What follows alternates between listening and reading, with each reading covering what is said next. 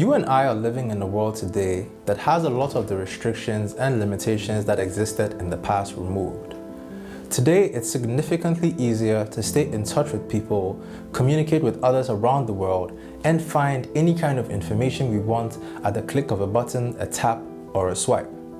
But with this new digital freedom of open and global socialization through social media comes certain pressures that are increasingly changing our behaviors and affecting our mindset, particularly in relation to how we view and perceive success. Friends, when I was growing up and attending school, success was defined essentially as passing exams. In my school, at the end of a term, they would post a list of positions from the top to a bottom with a red line separating the top half from the bottom half of the list. Now, this red line effectively separated those who were successful from those who were failures, because those who failed would either have to retake the exam or repeat the class. This depiction of success carried over in our minds, and even when we're done with school, there is lots of pressure to become successful and to do so quickly. So guys are pressured to make more money, women are pressured to get married, and this pressure comes from almost every angle, be it at home, friends, or the society at large. And we are also social creatures, so we have a need to interact with others around us and hear their opinions of us. In the same way, we feel the need to share our successes and receive validation from those very same people who are around us. But the one thing we often tend to miss is that people who often end up actually being successful don't usually start out with that goal of having a life that is within the public eye. Most of them just try to be the best that they can be and try to achieve their own personal goals. And by virtue of achieving these goals, the popularity and public attention follows. Today, however, it seems we have gotten this sequence backwards. There is a popular phrase that gets tossed around in our everyday circles. Fake it till you make it. Now, have you heard that before? I'm pretty sure you have. Fake it till you make it.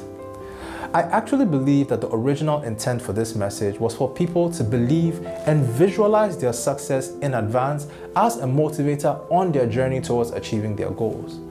Unfortunately, this context seems to have been lost to many, and we now see people trying to look successful rather than actually being successful. Can you tell me what your thoughts are when you see this picture?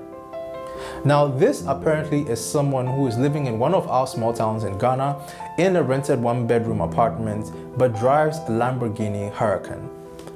What comes to mind when you see this picture? Do you think, wow, awesome car, he must be a really successful guy? Or are you thinking more along the lines of misplaced priorities? I'll leave you to conclude or share your thoughts in the comments. But regardless of what you think, the fact remains that some people measure their success by their possessions and the validation and acknowledgement they receive from others.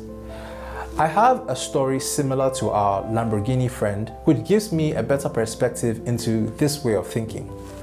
I had a friend who got a promotion and started finally feeling he was making some good money after several years of working.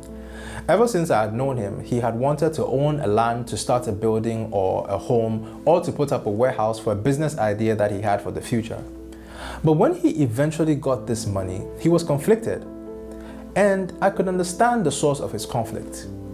You see, as earlier mentioned, human beings are social creatures, and we have the tendency to latch on to negative things that are said about us. So for example, when you take a test and you score a 97%, once you receive the scorecard, you ignore the 97 answers that you got right and go straight to the 3 answers you got wrong. In the same vein, no matter how many people tell you how good you are or how much of a good job you're doing, you always remember that one person who said you'd never amount to anything. That girlfriend who broke up with you because your car was beaten down and old, or that family member who said you weren't going to be successful. And that was the source of my friend's conflict.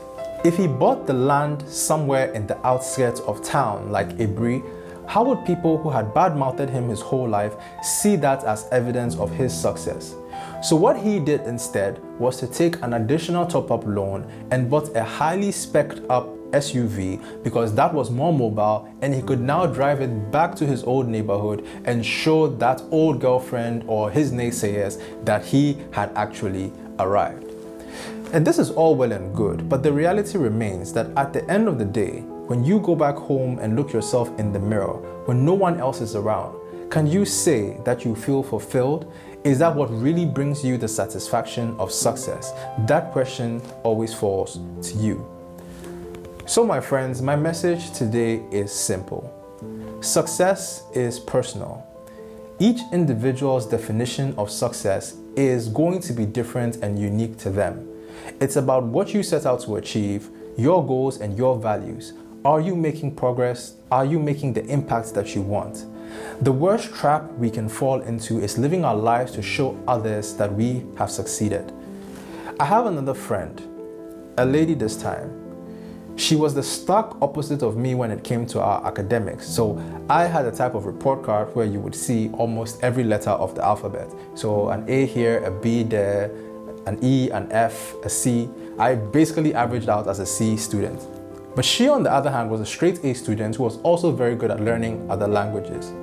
But after we finished university and started job hunting, I realized she wasn't showing as much enthusiasm or desire to find a job as I was. And when I eventually got a job, I actually felt bad because I believed that if she had gotten the same job as I did, she definitely had the brains to be much better at it than I was. So I confronted her about it and I asked her, "Are you happy with where you are in life? Don't you want to be successful?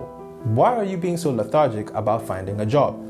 And she warned me that the answer to the questions I'm asking and what she actually wants to do in life that will bring her fulfillment may not be something I can relate to.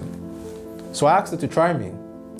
Her answer did shock me because what she explained was that when she thinks of happiness and success in her life, she thinks about being a wife and a mother. Now, as you can imagine, that really blew my mind because in my world, that wasn't a goal, it was a given. But fortunately, I was mature enough to understand that I had the luxury of growing up in a home with both parents and siblings who loved and cared for me, and what we lacked was the means. So my upbringing and environment had shaped my view of success and led me to pursue that which I lacked, similar to the students going straight to the 3 answers that they got wrong and ignoring the 97 that they got right. For my friend, she grew up in a household with more than enough means, but did not have the luxury of having that loving family, which is what she envisioned as success in life. And there are others like her who define success in various ways. Some define success as preserving their souls for salvation in the afterlife. For others, success is having a loving family and a group of friends around them who bring them joy and peace. So friends, we cannot judge the success of others according to our own benchmarks. In the same way you cannot judge a fish by its ability to climb a tree, we cannot use wealth, status, popularity, or power as the standard benchmarks for success. Some people value these things, but others do not. And similarly, we shouldn't pity people because we consider them unsuccessful according to our benchmarks. Earl Nightingale defines success as the progressive realization of a worthy ideal, which means as long as you have a goal that fulfills you and you're progressively working towards that goal each day, then you're already successful. So friends, I leave you with this, the words of Steve Jobs. Our time is limited, so don't waste it living someone else's life. Don't be trapped by dogma, which is living the results of other people's thinking. Don't let the noise of others' opinion drown out your own inner voice, and most importantly, have the courage to follow your own path and intuition. Friends, your success is personal. Cheers, guys.